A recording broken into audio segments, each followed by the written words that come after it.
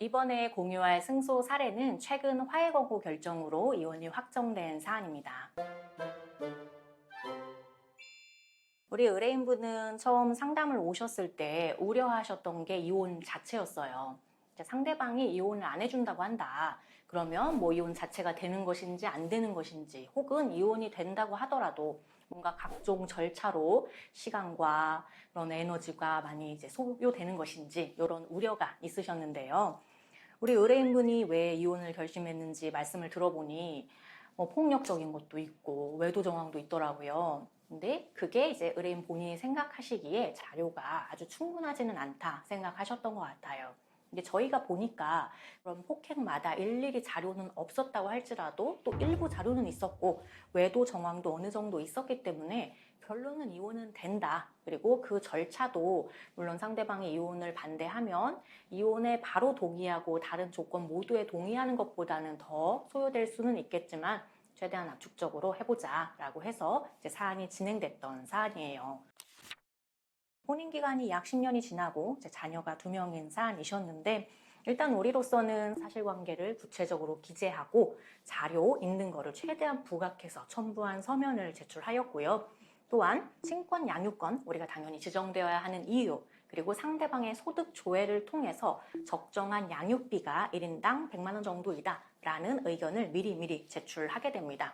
근데 우리 의뢰인분이 우려하던 대로 상대방은 조정기일에도 불출석하고 변론 기일, 통상 이제 재판하는 날인데 그날 1회 기일에도 불출석했어요. 근데 이제 통상 이런 대립이 있다 보면은, 특히나 여기가 서울가정법원인데 가사 조사를 하는 경우가 굉장히 많습니다. 가사 조사에 이제 넘어갔는데 그 단계에서 상대방이 직접 출석해서 본인도 뭐 어쩌겠어요. 우리가 서면 자료 다 제출한 거 조사관님도 확인하셨고 그거에 대한 질문에 본인도 인정을 하셨죠. 그래서 이혼 사유가 뭐 분명한 사안이었고, 그다음에 특히 우리가 재산을 먼저 주장하거나 청구하지 않은 이유가 재산 명의가 우리 의뢰인분 명의로 되어 있는데 의뢰인분의 어떤 특유재산이 당초부터 꽤 있었던 거예요.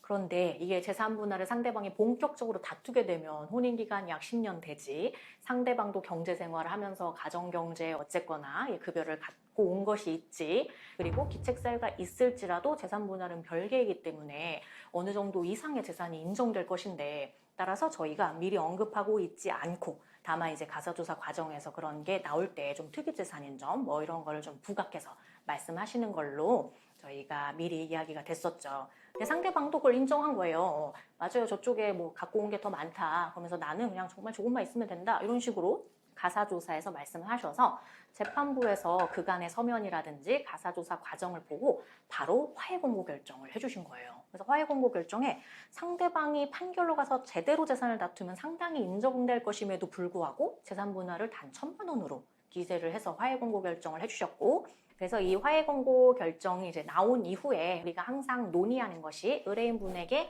이러이러한 내용으로 결정이 나왔습니다. 그리고 만일 화해공고 결정을 양측 이해하지 않으면 그대로 확정돼서 이대로 끝이 나고 확정 판결과 동일한 효력이 있습니다.